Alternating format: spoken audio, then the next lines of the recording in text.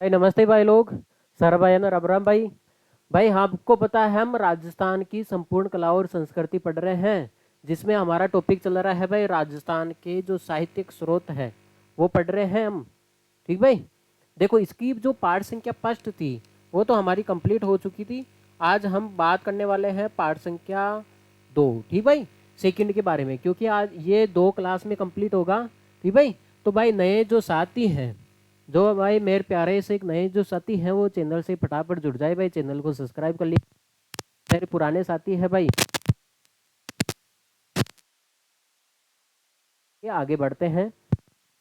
पढ़ने जा रहे हैं हम राजस्थान के साहित्यिक स्रोत, जिसका आधा पार्ट तो भाई आधा आज करेंगे भाई। और सभी से एक बार रिक्वेस्ट रहेगी भाई, रैंकर ऑनलाइन क्लासेज की एक बार जाके प्लेलिस्टों को खंगोल लिया जाए भाई। ठीक है, क्योंकि हम राजस्थान की संपूर्ण कला संस्कृति के साथ साथ हम राजस्थान का इतिहास, राजस्थान की, ठीक भाई।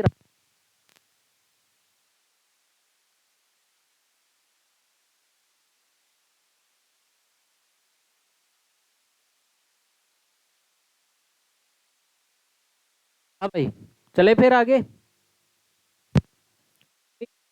सभी लोगों ने क्लास को लाइक और शेयर कर दिया, फिर आगे बढ़ते हैं भाई। देखो, बात करते हैं इस प्रकार हम। हाँ, जो संस्कृत साहित्यिक स्रोत है, राजस्थान की जितनी भी संस्कृत स्रोत है, पांच, कुल 5 साहित्यिक स्रोत है।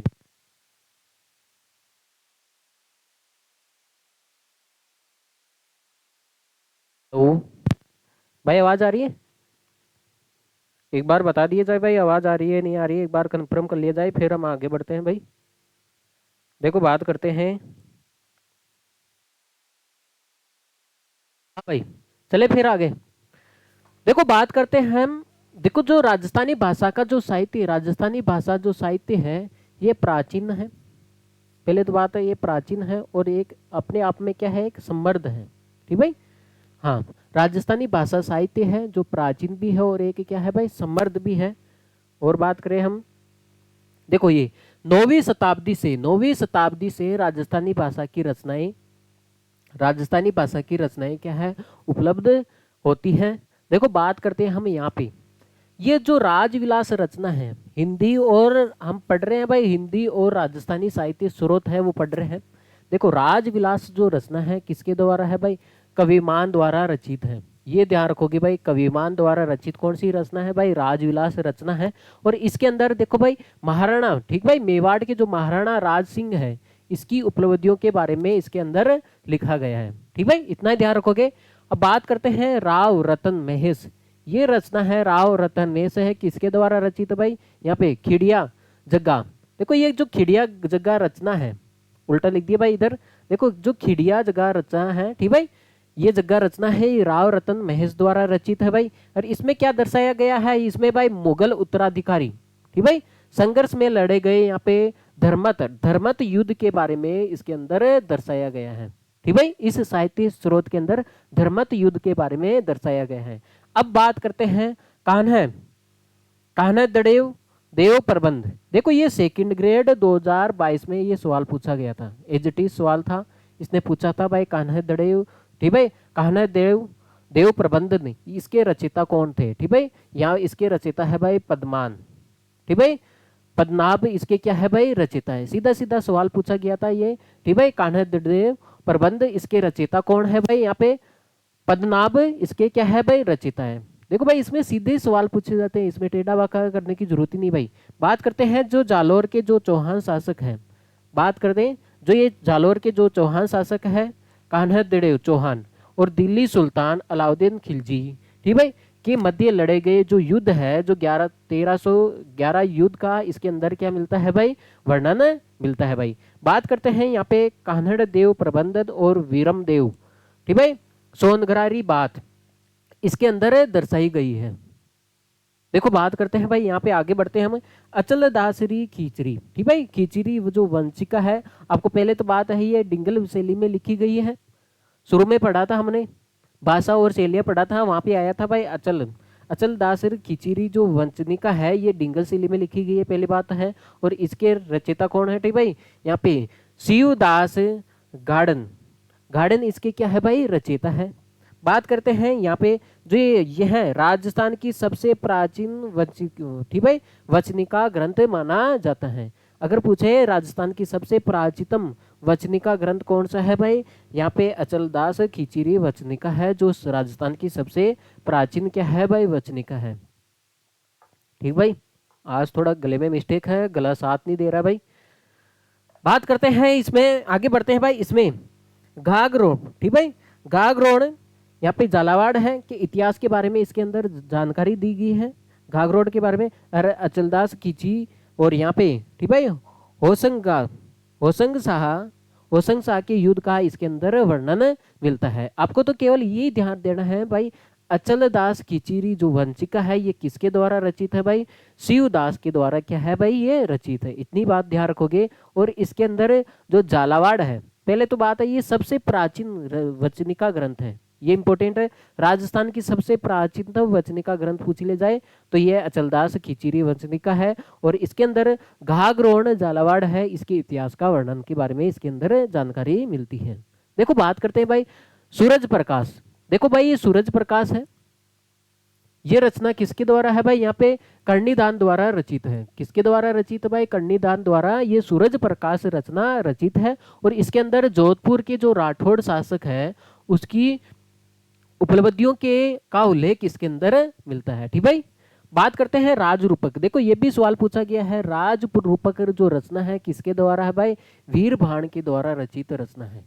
सीधा सवाल पूछा जाता है भाई, राजरूपक रचना है, साहित्यिक स्रोत है, किसके द्वारा रचित है, ये वीर भाण द्वारा रचित है। ठीक भाई, इसमें आप देखोगे भाई जोधपुर महाराजा सेतराम से लेकर यहाँ पे अभय सिंह के समय तक की यहाँ की जानकारी इसके अंदर दी हुई है। राजरूपक में यहाँ पे इस राजरूपक में जोधपुर महाराजा अभय सिंह और गुजरात के जो सूबेदार है ठीक है, यहाँ पे जोधपुर महाराजा अभय सिंह और गुजरात के जो सूबेदार है सर बुलंद खां के मध्य हुए युद्ध का वर्णन मिलता है इसके अंदर। ठीक भाई, हाँ राजरूपक के अंदर इसके अंदर इसका वर्णन मिलता है। भाई कट तो नहीं रहा है, कट रहा है क्या उधर, एक सेकंड रुकोगे, आपको पहले बताना चाहिए था भाई कट रहा है।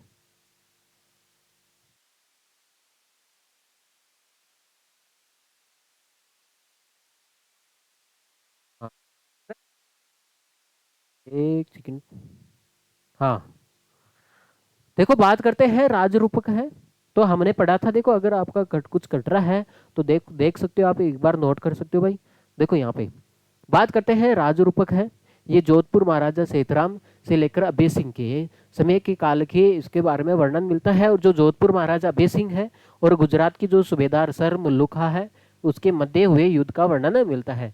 गुण रूपक की बात करें, गुण रूपक है ये किसके द्वारा रचित है भाई, केशवदास। ठीक भाई, केशवदास द्वारा रचित ये क्या है, रचना है।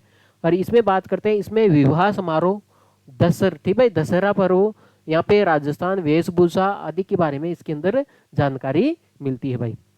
बात करते हैं सूरजन चरित्र।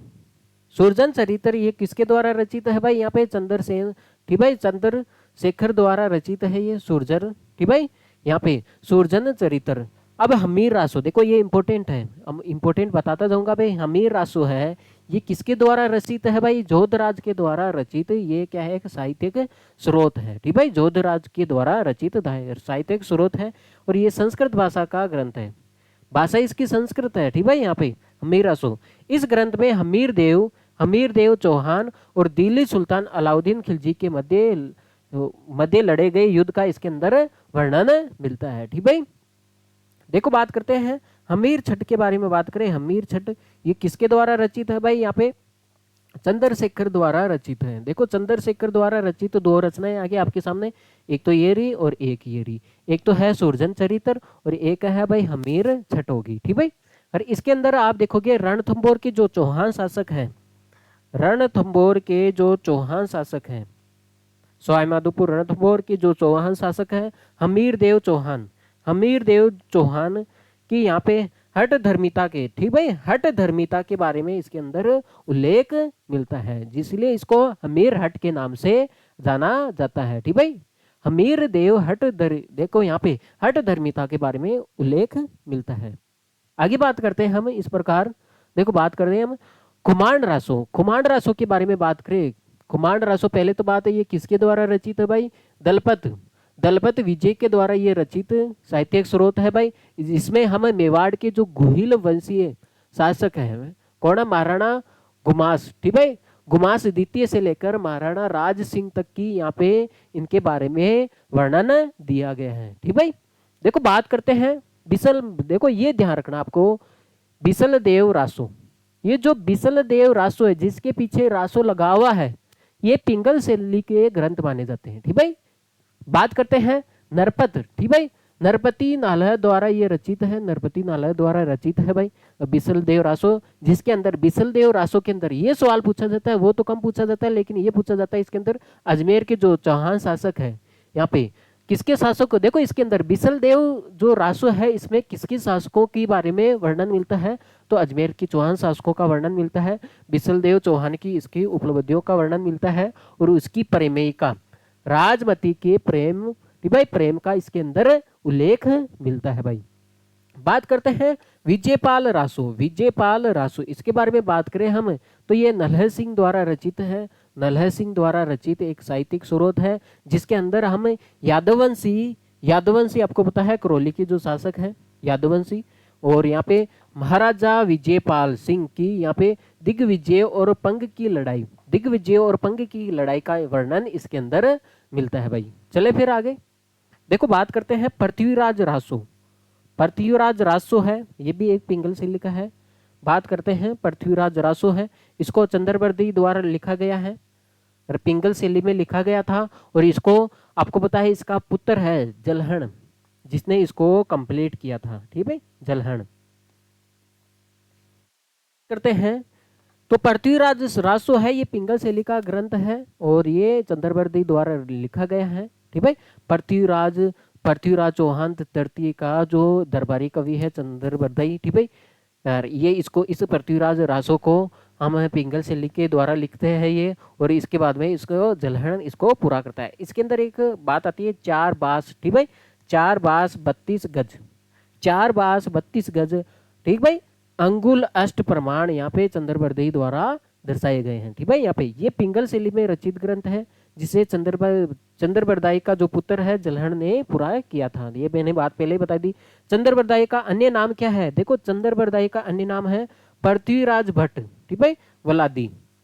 चंद्रबरदाई भी आ सकता है भाई नाम, वैसे तो चंद्रबरदाई आता है, अगर चंद्रबरदाई की जगह आप ऐसे भी देख सकते हो, यहाँ पे पृथ्वीराज भट्ट वलादी के नाम से भी इसको जाना जाता है। पृथ्वीराज तृतीय के ये क्या है भाई, दरबारी कवि थे, इसलिए पृथ्वीराज तृतीय के बारे में इसके अंदर जानकारी मिलती है भाई। ठीक भाई, चलिए आगे देखो बात करते हैं ढोला मारूरा दोहा। जो ढोला मारूरा दोहा है, और आप देखोगे ये है जो किस शैली में है, पहले तो बात है ये डिंगल शैली में है, और ये कवि कलोल की क्या है, रचना है। कवि कलोल की क्या है भाई, ये रचना है, इंपॉर्टेंट है भाई। ये सिरोही की प्रेम का कहानी है। विवाह के समय आपको पता है ढोला की आयु 3 वर्ष है, और मारो की आयु कितनी थी भाई, 1 वर्ष थी। बाल विवाह हो गया था इनके कारण। अब जब ढोला जी के पिताजी की मृत्यु हो जाती है, तो ये अपना बचपन का प्यार भूल जाते हैं और दूसरी से शादी कर लेते हैं। तब ये मारो क्या करती है भाई, अपने प्रेमिका को, देखो इसको ढोला को याद दिलाने के लिए, बचपन का प्यार याद दिलाने के लिए यहाँ पे दोहे भेजे जाते हैं, और ये जो जिसको हम कहते हैं ढोला मारूरा दोहा, ये कवि कलोल की क्या है भाई, रचना है भाई। ठीक भाई, ये राजस्थानी प्रेमाख्यान, ठीक भाई, प्रेम, राजस्थान की प्रेम कहानी है जिसमें ढोला मारू की प्रेम कथा है, और ये है विरह की क्या है भाई, वेदना है का उल्लेख होता है। ढोला का वास्तविक नाम क्या था वैसे, साहले, ठीक भाई, साहले कुमार, साहले कुमार था। ठीक भाई, ये लोक काव्य शैली की रचना है। ये कौन सी शैली की रचना है, ये भी ध्यान रखोगे, लोक काव्य शैली की रचना है भाई। अब बात करते हैं विरुद्ध छतहर, ठीक भाई, छतहरी, विरुद्ध छतहरी की रचना है। देखो बात करें, देखो इसमें ये इंपॉर्टेंट है, विरुद्ध छतहरी की रचना है, ये किसके द्वारा रचित है भाई, कवि दुर्सा आडा के द्वारा ये रचित है। ठीक भाई, बात करते हैं इसमें कवि दूरशाह आडा द्वारा यहाँ पे मुगल शासक अकबर को यहाँ पे कुटिल नीच कहा गया है।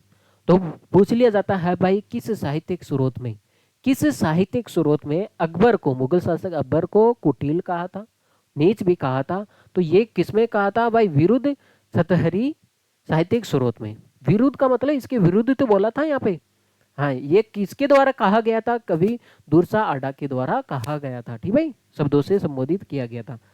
सत सही, देखो इंपॉर्टेंट है भाई, सत सही ये किसके द्वारा रचित है? बिहारी द्वारा रचित है। ठीक भाई, बिहारी द्वारा रचित है। और बिहारी सतसई में कुल यहाँ पे 713 दोहे हैं। कितने हैं भाई? 713 दोहे हैं। बिहारी बात करें, बिहारी आमेर, ठीक भाई, बिहारी आमेर नरेश मिर्जा, बिहारी आमेर नरेश मिर्जा राजा जय सिंह के राज दरबार में रहते थे। और बात करें बिहारी को राजा की ओर से एक दोहा, ठीक भाई, पर एक अशरीफी मिलती थी। ठीक भाई, एक दोहा, अगर वो एक दोहा लिखता था उसके ऊपर एक अशरीफी मिलती थी। ठीक भाई, अब बात करते हैं हल्ला हल्ला। ठीक भाई, यहाँ पे बात करें हल्ला जालारी कुंडलिया, हल्ला जालारी कुंडलिया। देखो हल्ला जालारी कुंडली है, ये किसके द्वारा रचित है भाई? ईसरदास बाहरट के द्वारा रचित है। पहले बात करेंगे हम हल्ला जालारी जो कुंडली है, हल्ला जालारी जो कुंडली है ये किसके द्वारा है भाई? ईसरदास बाहरट द्वारा रचित है। और इसमें एक वीर रस काव्य है ये, इसलिए इसे सूर्य सतसई भी कहते हैं। ठीक भाई, हम हल्ला जालारी यहाँ पे कुंडलिया है, हल्ला जालारी कुंडलिया है जिसको हम सूर्य सतसई के नाम से भी जानते हैं, जो किसके द्वारा है भाई? ईसरदास बाहरट द्वारा रचित है। देखो बात करते हैं वेली किस्म रुक्मणी, ये भी देखो आपको पता है वेली किस्म रुक्मणी है भाई, डिंगल शैली में है ये, पृथ्वीराज राठौड़ द्वारा है। और डिंगल शैली का हेरोस भी कहते हैं इसको। ठीक भाई, पृथ्वीराज राठौड़ है, इसको हम डिंगल शैली का हेरोस भी कहते हैं भाई। ठीक भाई, वेली किस्म रुक्मणी और यहाँ पे छंद राव जैसी, ये दोनों की दोनों ही डिंगल शैली में है। ठीक भाई, राव जैसी छंद है, ये भी डिंगल शैली में है। बात करते हैं और बात करेंगे हम, और डिंगल शैली में अभी भी पढ़ा था हमें डोलमारूरा दोहा। और बात करें संपादित करने वंचनिका, देखो यहाँ पे वंचनिका राठौड़ रतन महेश ठीक भाई, दासोतरी खिचड़ी जगारी कही को प्रथम बार प्रकाश में लाने का शरीर टैक्सीटोरी, देखो पीएल टैक्सीटोरी को जाता है। आगे बस नहीं, देखो यहाँ पे बात करते हैं, यहाँ पे वचनिका राठौड़ रतन महेश दातोतरी खिड़िया जगारी कही को प्रथम बार में, ठीक भाई, प्रथम बार में प्रकाश लाने का श्रेय पीएल टैक्सीटोरी को जाता है। वेली किस्म रुक्मणी व यहाँ पे गंगा लहरी डिंगल भाषा में, देखो ये भी गंगा लहरी आपको पता है, वेली किस्म रुक्मणी ये पहले भी पढ़ चुके हैं भाई। गंगा लहरी ये डिंगल भाषा में है। पृथ्वीराज राठौड़ है जो अकबर के क्या थे भाई? दरबारी कवि थे। बीकानेर राजकुमार, जो बीकानेर राजकुमार राठौड़ द्वारा रचित इस ग्रंथ में, ठीक भाई, बीकानेर राजकुमार राठौड़ द्वारा रचित इस ग्रंथ में श्री कृष्ण रुक्मणी के विवाह के बारे में विस्तार से वर्णन किया गया है। देखो इसके अंदर देखो वेली किस्म रुक्मणी है, पृथ्वीराज राठौड़ है, ठीक है, इसके द्वारा रचित है, डिंगल शैली में है। और इसके अंदर आप देखोगे श्री कृष्ण और रुक्मणी के विवाह का वर्णन इसके अंदर मिलता है। और ये जो पृथ्वीराज राठौड़ थे ये अकबर के दरबारी कवि थे, बीकानेर के राजकुमार थे। ठीक है, बात करते हैं ललित विग्रहराज, विग्रहराज, ललित विग्रहराज है, ये किसके द्वारा रचित है भाई? सोमदेव के द्वारा रचित है। विग्रहराज चतुर्थ का ये दरबारी कवि था। ठीक है, बात करते हैं ये सोमदेव के द्वारा रचित है। विग्रहराज, ललित विग्रहराज, ये विग्रहराज चतुर्थ के क्या थे भाई? दरबारी कवि थे। बात करते हैं राणो रासो, राणो रासो, ये राणो रासो, देखो ये पूछा गया सवाल है, राणो रासो किसके द्वारा रचित है भाई? दयाल, ठीक भाई, दयाल, जिसका नाम दयाराम भी कहते हैं। ठीक भाई, दयाल द्वारा रचित है। राणो रासो जो पिंगल शैली का है, जिसके पीछे रासो लग जाए ना वो लगभग पिंगल शैली का ही आएगा। ठीक भाई, इसमें मेवाड़ के जो महाराणा कुंभा है, मेवाड़ के जो महाराणा कुंभा है, उदय सिंह, महाराणा प्रताप और यहाँ पे अमर सिंह का वर्णन इसके अंदर मिलता है। अब बात करते हैं राजियारा सोरठा, राजियारा सोरठा, बात करते हैं ये करपाराम, करपाराम द्वारा रचित है। राजियारा सोरठा किसके द्वारा रचित है भाई? करपाराम द्वारा रचित है। ये नौकर राजिया को संबोधित, नौकर राजिया को संबोधित करते हुए ये सोटे लिखे गए थे और राजिया रा सोटा कहा गया है, जिन्हें राजिया रा सोटा कहा गया है। तो आपको तो ये ध्यान रखना है, जो राजिया रा जो सोटा है किसके द्वारा रचित है भाई? करपाराम द्वारा रचित है भाई। आगे चले भाई, देखो बात करते हैं हम आगे। सगत रासो, देखो रासो जहां पे भी लग जाए तो ये पिंगल शैली का आता है भाई। और किसके द्वारा है भाई? गिरधर, गिरधर आसिया के द्वारा रचित है, ठीक भाई, गिरधर आसिया द्वारा रचित है। वीर विनोद, ठीक भाई, विनोद, वीर विनोद है, ये किसके द्वारा रचित है भाई? यहाँ पे श्याम, बात करते हैं श्याम, ठीक भाई, श्याम लदास द्वारा रचित है। देखो इसके वीर विनोद के अनुसार, देखो यहाँ पे वीर विनोद के अंदर मेवाड़ के महाराणा सज्जन सिंह के दरबारी कवि थे ये, ठीक भाई। वीर, ये कौन थे भाई? यहाँ पे श्याम, ठीक भाई, श्यामल दास, ये मेवाड़ के जो महाराणा सज्जन सिंह के दरबारी कवि थे। और उदयपुर, जो मेवाड़ का इतिहास का वर्णन इसके अंदर मिलता है भाई। और इसी ग्रंथ के कारण मेवाड़ के जो महाराणा, ठीक भाई, ठीक है, महाराणा को आपको कविराज ब्रिटिश सरकार ने केसर ए हिंद की उपाधि से अलंकृत किया था, आपको पता है? हाँ, बात करते हैं जो मारवाड़ मेवाड़ के जो महाराणा है उनको हम केसर ए हिंद की उपाधि से अलंकृत किसके द्वारा? ब्रिटिश सरकार के द्वारा किया गया था। और किसके अनुसार? देखो इस साहित्यिक स्रोत के अनुसार, वीर, ठीक है, विनोद के साहित्यिक स्रोत के अनुसार, वीर विनोद के अनुसार यहाँ पे 734 ईस्वी में बप्पा ने मौर्यों से चित्तौड़गढ़ दुर्ग को छीन लिया था, ये इसके अंदर जानकारी मिलती है भाई। देखो बात करते हैं वंश भास्कर, देखो ये तो वंश भास्कर है, ये पिंगल से लिखा है, ये तो पिंगल से लिखा है। वीर ससई है, ये डिंगल से लिखा है, ये भी ध्यान रखोगे। तो ये आपको पता है कवि सूर्यमल मिश्रण है, जो राजस्थान का राज्य कवि भी कहलाते हैं, ठीक भाई, इनके द्वारा रचित है ये रचना है, दोनों की दोनों, ठीक भाई। बात करते हैं, ये नव जागरण का प्रथम कवि माना जाता है, सूर्यमल मिश्रण को हम नव जागरण का प्रथम कवि भी माना जाता है। वंश भास्कर है, ये डिंगल से ली, ठीक भाई, उल्टा लिख दिया क्या यहाँ पे? हाँ, देखो वंश भास्कर ये वीर सस्सई ले आएगा, ठीक भाई। यहाँ पे वंश भास्कर तो पिंगल शैली के अंदर आता है, भाषा में है, और वीर सस्सई डिंगल शैली में है, ठीक भाई। बात करते हैं बलवंत, ठीक भाई, बलवंत विलास, और यहाँ पे राम, ठीक भाई, रामरजन जाटव, और यहाँ पे सत्ती राजो की रचना सूर्यमल मिश्रण ने की थी। आपको तो ये दो ही ध्यान रखना है। आगे बात करें, इलाना देवी, ठीक भाई, आपने हालरिया, ठीक भाई, हुलराय, यहाँ पे पूत सिखावे पालने और मरण बड़ई माया और वीर ससई, ठीक भाई, ये किसकी रचना है भाई? यहाँ पे सूर्यमल द्वारा रचित रचना है। सूर्यमल मिश्रण बूंदी शासक, आपको तो ये ध्यान रखना है, देखो इसके अंदर सूर्यमल मिश्रण है जो बूंदी शासक है, राम सिंह के क्या थे भाई? दरबारी कवि थे। और इन्हें वीर सती रासो, ठीक भाई, रसावतार के नाम से भी जाना जाता है। सूर्य, देखो ये इंपोर्टेंट है, सूर्यमल मिश्रण को हमें वीर सती रासो रसावतार के नाम से भी जाना जाता है। वंश भास्कर का लेखन का कार्य बूंदी की जो शासक है, वंश भास्कर के लेखन का जो कार्य है बूंदी के शासक है राम सिंह के याद में किया गया था, ठीक भाई। देखो बात करते हैं हम, इस प्रकार आगे बढ़ते हैं भाई। यहाँ पे पद्मावत, पद्मावत किसके द्वारा रचित है भाई? पद्मावत ये किसके द्वारा भाई? मलिक मोहम्मद जायसी, मलिक मोहम्मद जायसी के द्वारा रचित है, ठीक भाई, पद्मावत। इस ग्रंथ में अलाउद्दीन खिलजी के चित्तौड़गढ़ अभियान 1303 की जानकारी इसके अंदर मिलती है। पद्मावत में चित्तौड़गढ़ की जो रानी है पद्मावती का चित्रण भी अंदर मिलता है। देखो पद्मावत मूवी देखी थी ना आपने, ठीक भाई। तो ये पद्मावत किसके द्वारा रचित है? मलिक मोहम्मद जायसी के द्वारा रचित है। और इसके अंदर अलाउद्दीन खिलजी, देखो ये सवाल बन सकता है इस बार, ठीक भाई, ध्यान रखोगे भाई। राव जयसिंह जो छंद है, पहले तो बात है ये डिंगल शैली का है, ये बिट्टू सुजाजी द्वारा रचित है भाई, जिसको हमें बिट्टू सुजाजी द्वारा, बीकानेर जो शासक है और वह राव जयसिंह की उपलब्धियों के बारे में इसके अंदर, बीकानेर शासक राव जयसिंह की उपलब्धियों के बारे में इसके अंदर उल्लेख मिलता है।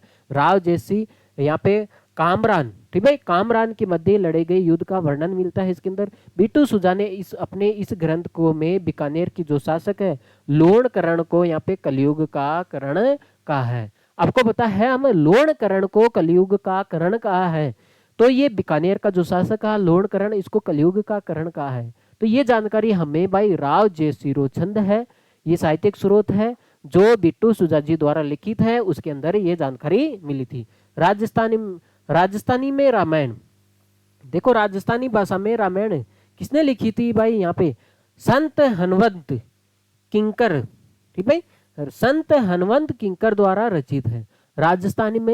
राजस्थानी में रामायण किसके द्वारा रचित है भाई, संत हनवंत किंकर द्वारा रचित है भाई।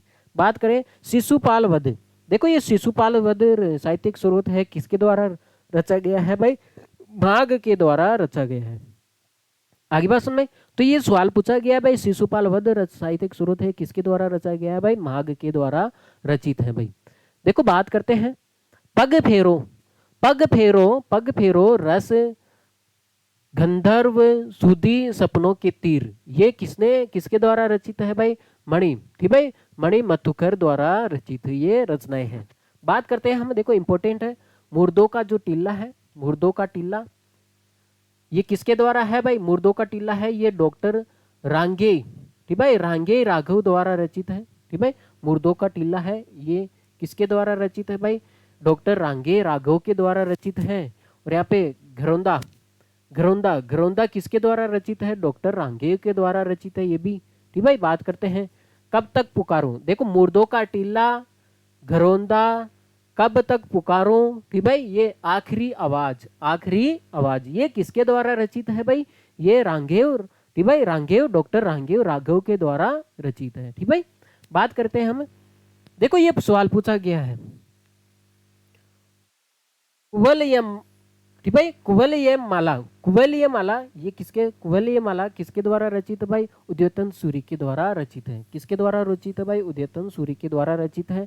और इस लेखक उदयतन सूरी प्रतिहार शासक वतेश राज के दरबारी कवि थे ये, और इसमें 18 देसी भाषाओं का उल्लेख मिलता है। जब हम राजस्थान की भाषा और बोलियां पढ़ रहे थे उसके अंदर हमने पढ़ा था जो उदयतन सूरी का ये है, ठीक भाई। बात करते हैं कुवेले माला है ये ग्रंथ है, इसके अंदर आप देखोगे राजस्थानी भाषा का, देखो राजस्थानी का भाषा का उल्लेख मिलता है इसके अंदर, ठीक भाई। तो ये राजस्थानी भाषा का उल्लेख इसके अंदर मिलता है, 18 देसी भाषाओं का उल्लेख मिलता है जिसमें राजस्थानी भाषा का भी उल्लेख मिलता है, वहां पे भी पढ़ाता है हमने ये चीज। Love story of Rajasthan, love story of Rajasthan ये किसके द्वारा है भाई, लक्ष्मी कुमारी चुंडावत, ठीक भाई, चुड़ावत, लक्ष्मी कुमारी चुड़ावत द्वारा रचित एक साहित्यिक स्रोत है, ठीक भाई, लव स्टोरी ऑफ राजस्थान। बात करते हैं हम जैन साहित्यिक स्रोत, देखो हमने पढ़ लिए संस्कृत भाषा के साहित्यिक स्रोत पढ़ लिए, हिंदी और राजस्थानी भाषा के पढ़ लिए, अब तीसरा है जैन साहित्यिक, ठीक भाई। अब बात करते हैं नाभि नंदन, देखो पूछा जाता है हिंदी और राजस्थानी भाषा के जो साहित्यिक स्रोत है उनमें से सवाल पूछा जाता है, ठीक भाई, अधिकतर। बात करते हैं हम नाभि नंदन, नाभि नंदन, ठीक भाई, जीर्णोद्धार प्रबंधन, नाभि नंदन जीर्णोद्धार प्रबंधन है ये कक्कड़ सूरी द्वारा रचित है। और इसके अंदर हम देखेंगे इस ग्रंथ में हमें ओसिया और किराड़ू आदि, ठीक भाई, आदि नगरों की धार्मिक स्थिति के बारे में जानकारी मिलती है। एक तो ओसिया क्षेत्र ले लो और एक किराड़ू क्षेत्र ले लो, इसके अंदर धार्मिक जानकारी मिलती है। गोरा बादल, देखो ये गोरा बादल किसके द्वारा रचित है भाई, यहाँ पे, ठीक भाई, हेमरतन सूरी द्वारा रचित है। और इस ग्रंथ में राजपूतों की, ठीक भाई, राजपूतों के युद्ध प्रणाली के बारे में इसके अंदर जानकारी दी गई है भाई। सौभाग्य महाकाव्य है, सौभाग्य महाकाव्य है ये किसके द्वारा है, सोम, ठीक भाई, सोम सूरी के द्वारा रचित है। बात करते हैं इसके अंदर तत्कालीन शिक्षा प्रणाली की जानकारी इसके अंदर मिलती है, ठीक भाई, तत्कालीन शिक्षा प्रणाली की जानकारी इसके अंदर सौभाग्य महाकाव्य के अंदर मिलती है। पद्मिनी चरित्र चौपाई, पद्मिनी, देखो पद्मिनी चरित्र चौपाई है ये किसके द्वारा रचित है भाई, यहाँ पे लम्योदय, ठीक भाई, लम्योदय उपाध्याय के द्वारा रचित है। यार इसमें 17वीं शताब्दी की सामाजिक व्यवस्था की जानकारी इसके अंदर मिलती है भाई। देखो बात करते हैं सिंहल सूत्र या फिर वत्कल चरी ये किसके द्वारा रचित है भाई, सोम, ठीक भाई, सोम सुंदर के द्वारा रचित ये एक साहित्यिक स्रोत है। इस ग्रंथ में हमें 16वीं शताब्दी की यहाँ पे सामाजिक स्थितियों के बारे में जानकारी मिलती है भाई। ठीक भाई, तो इसमें आप कौन सी बातें ध्यान रखोगे भाई, इसमें कौन से एक तो आप ध्यान रखोगे यहाँ पे ये सौभाग्य महाकाव्य, और एक ये ठीक भाई यहाँ पे नाभिनंदन जीर्णोद्धार प्रबंधन, ये 2 बातें ध्यान रखोगे यहाँ पे। ठीक भाई, 2 के बारे में तो जरूर ध्यान रखोगे। आगे बात करते हैं हम यहाँ पे नयनसिरी ख्यात। देखो पहले देखो जैन साहित्य तो हो गए, अब ख्यात साहित्यिक स्रोत के बारे में देख लेते हैं। ठीक भाई, अब बात करते हैं नयनसिरी ख्यात है, नयनसिरी। ठीक भाई, नयनसिरी ख्यात है, ये किसके द्वारा रचित है? मोहनोत नैणसी के द्वारा रचित है भाई। और इस ग्रंथ के लेखक मोहनोत नैणसी है, और इसका पिता का नाम क्या था भाई? मोहनोत नैणसी के पिता का नाम जयमल था। ठीक भाई, ये ख्यात राजस्थानी भाषा में लिखी गई है, पहली बात है ये राजस्थानी भाषा में लिखी गई है। मोहनोत नैणसी जोधपुर महाराजा जसवंत सिंह के क्या थे भाई? दरबारी कवि थे। और ये मुंशी देवी प्रसाद ने यहाँ पे मुंशी देवी प्रसाद ने ठीक भाई मोहनोत नैणसी को यहाँ पे राजस्थान का अबुल फजल भी कहा है। देखो आप देखोगे राजस्थान का अबुल फजल किसे कहा है? मोहनोत नैणसी को। और किसने कहा था? ठीक भाई मुंशी देवी प्रसाद ने कहा था। मोहनोत नैणसी को राजस्थान का अबुल फजल कहा जाता है, और किसने? मुंशी देवी प्रसाद ने कहा था। राजस्थान की सबसे प्राचीन ख्यात मानी जाती है।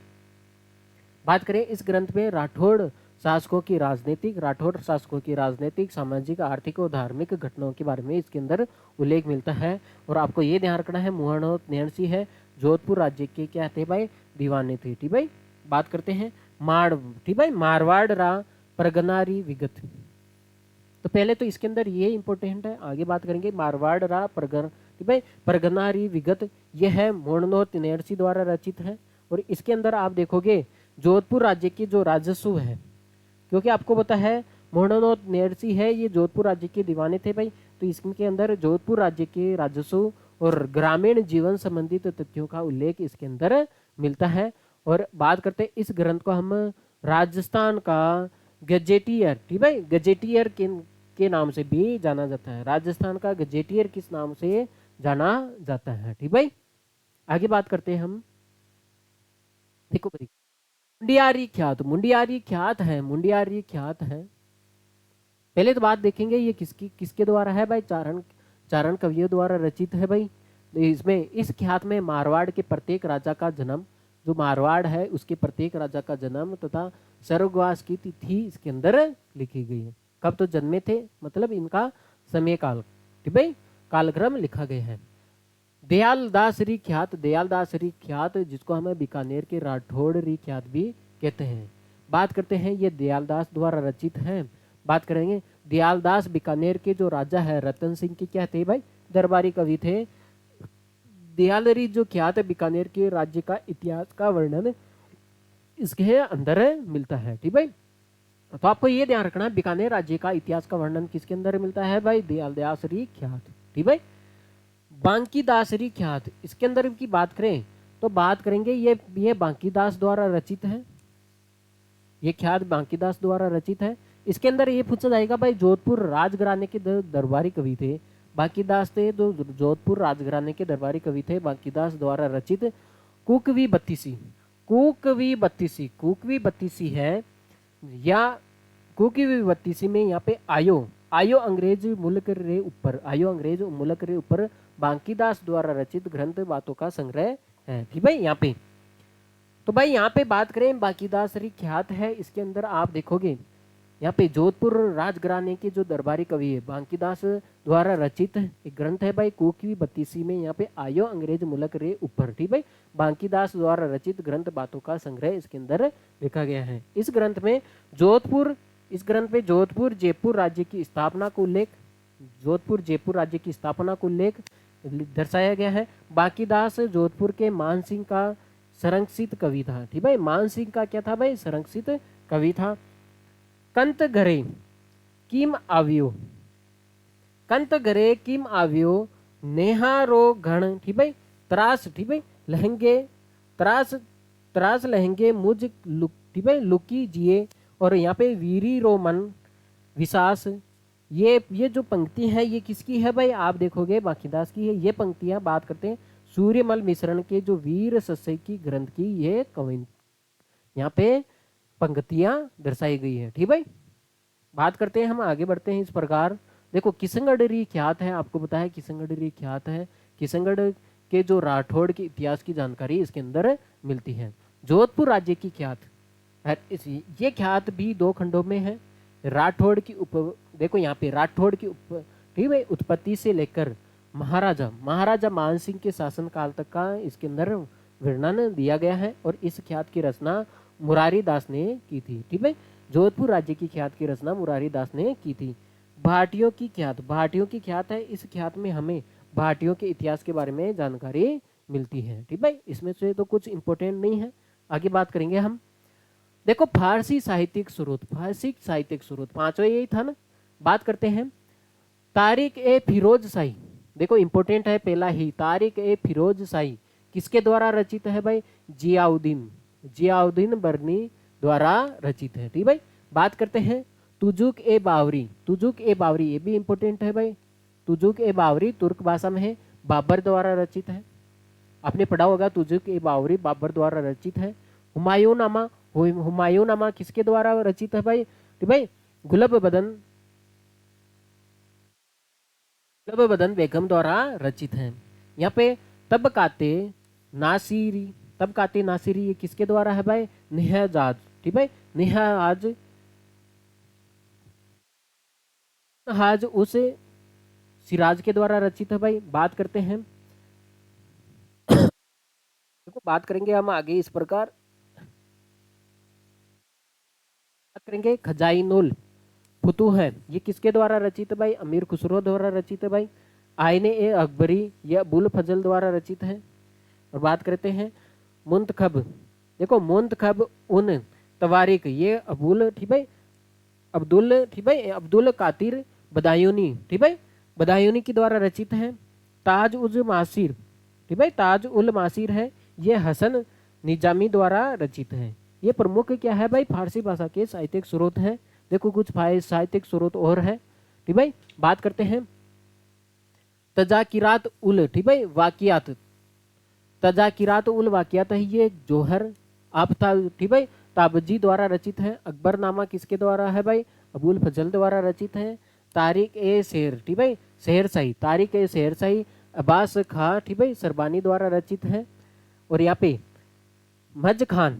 मज खान ए अफगानी किसके द्वारा रचित है भाई। यहाँ पे ये तो देखो आपको डायरेक्ट याद करना पड़ेगा, इसके बारे में कुछ जानकारी ज्यादा डिटेल में तो है नहीं, आपको केवल ये याद रखना है। ठीक भाई, ये नियाम्बुतुला के द्वारा रचित है भाई। तुजुक ए राजपुताना है, ये जहांगीर द्वारा रचित है। बात करेंगे बादशाहनामा किसके द्वारा रचित है भाई, अब्दुल हमीद लाहौरी द्वारा रचित है भाई। दो तीन और रह गए भाई। वाक्य ए राजपुताना, देखो बात करेंगे यहाँ पे तुजुक ए राजपुताना जहांगीर द्वारा रचित है, लेकिन वाक्य ए राजपुताना मुंशी ज्वाला सहाय के द्वारा रचित है भाई। तारिक ए राजस्थान किसके द्वारा रचित है भाई, कालीराम, ठीक भाई कालीराम कासत्य के द्वारा रचित है। तारिक तुहुफ ए राजस्थान किसके द्वारा है भाई, अब्दुल्ला परहती के द्वारा क्या है भाई, ये रचित है भाई। इसको आप कृपया करके नोट कर लिया जाए, फिर हम आगे चलते हैं भाई। देखो भाई जो हमारा जो प्रमुख साहित्यिक स्रोत थे, जो जितने भी थे डिटेल में हमने आपको पूर्णतः करवा दी है भाई। सभी से दरख्वास्त रहेगी क्लास को, प्यारी सी क्लास को आप लाइक करना है और 10 लोगों के पास शेयर करना है। जो नए साथी हैं कृपया करके चैनल से जुड़ जाए भाई। ठीक भाई, आज थोड़ी स्थिति ऐसे ही थी, तो आई होप ठीक है आपको अच्छे से समझ में आया होगा भाई। मिलते हैं हम नेक्स्ट क्लास में, तब तक के लिए thanks for watching this class, take care, see you भाई। ठीक है।